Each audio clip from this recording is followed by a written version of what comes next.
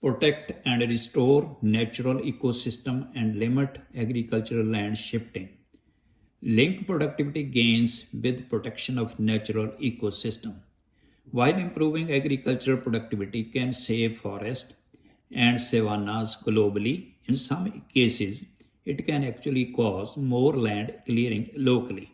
To avoid these results, productivity gains must be explicitly linked with efforts to protect natural ecosystems from conversion to agriculture. Governments, financiers, and others can tie low interest credit to protection of forest as Brazil has done and ensure that infrastructure investments do not come at the expense of ecosystem. Deforestation in South America is largely driven by agricultural commodities.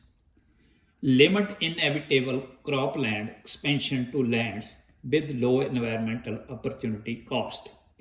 When cropland expansion is inevitable, such as for local food production in Africa and for oil palm in Southeast Asia, governments and investors should support expansion onto land with low environmental opportunity costs.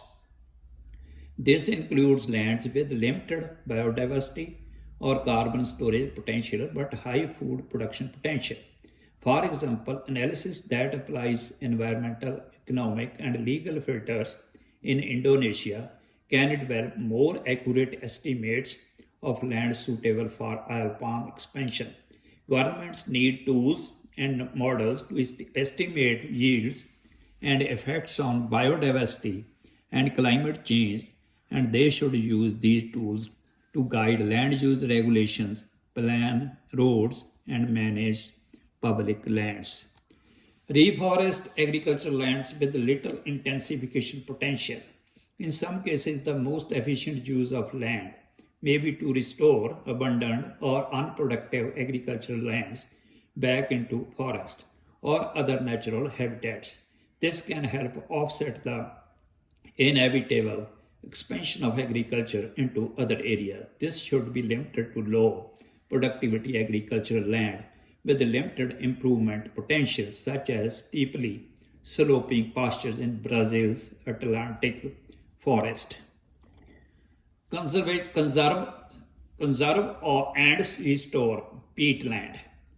Peatlands conversion for agriculture requires drainage, which releases large amounts of carbon into the atmosphere. The world's 26 million hectares of drained peatlands account for 2% of annual greenhouse gas emissions. Restoring them to wetlands should be a high priority and would close the greenhouse gases mitigation gap by up to 7%. Action to take include providing funds for peatland restoration, improving peatland mapping, and establishing laws that prevent peatlands from being drained. Increase fish supply. Improve wild fisheries management. 1/3 of marine stocks were overfished in 2015, with another 60% fished at maximum sustainable levels. Catches need to be reduced today to allow wild fisheries to recover enough just to maintain the 2010 fish catch level in 2050. This would avoid the need to convert 5 million hectares of land to supply the equivalent amount of fish from aquaculture.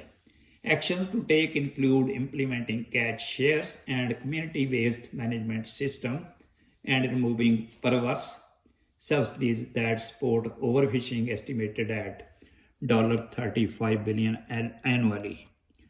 Improve productivity and environmental performance of aquaculture. As wild fish catches decline, aquaculture production needs to more than double to meet a projected 58% increase in fish consumption between 2010 and 2050.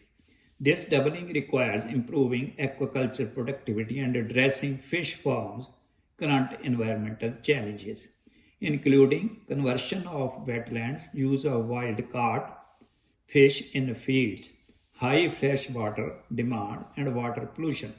Actions to take include selective breeding to improve growth